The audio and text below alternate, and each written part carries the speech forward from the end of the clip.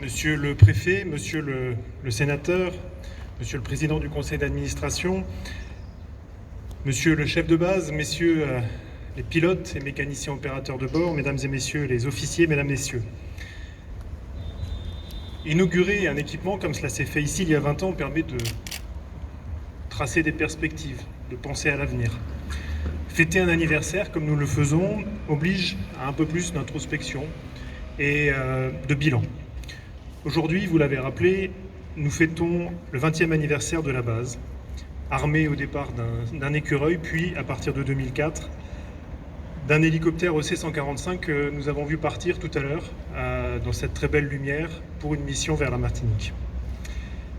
Le Dragon 971 est donc au service de la Guadeloupe et de ses habitants depuis 20 ans. Et cet hélicoptère, il a pris toute sa place. Il a pris toute sa place dans le cœur des Guadeloupéens, qui le voient passer, pour qui c'est devenu une vision familière. Il a pris toute sa place au sein des services de secours et très largement au sein des services publics. Il est reconnu, aussi bien par les habitants que par les touristes qu'il a pu secourir. Ses missions, elles sont nombreuses. Vous l'avez rappelé, c'est un hélicoptère polyvalent. Le secours en mer, en montagne, le transport interhospitalier, les évacuations sanitaires, la couverture des îles du Nord, des îles de la Guadeloupe, l'aide aux scientifiques parfois. Et vous l'avez dit, c'est l'un des hélicoptères les plus utilisés de l'ensemble de la flotte de la sécurité civile.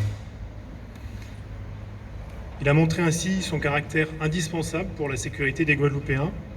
Et le chiffre particulièrement impressionnant de 18 000 personnes secourues en 20 ans doit nous marquer et souligner l'importance de cet appareil. De jour comme de nuit, avec ténacité, vous les équipages, les pilotes, les mécaniciens opérateurs de bord, mais aussi les partenaires du centre hospitalier, les sapeurs-pompiers, les secouristes, vous assurez les Guadeloupéens de cette rassurante présence, quel que soit le temps et quel que soit le risque. Car il n'y a pas de mission anodine.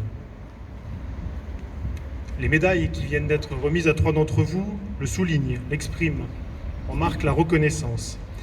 Elles reconnaissent votre engagement dans un métier exigeant et risqué, où ce risque est permanent, mais où la mission prime.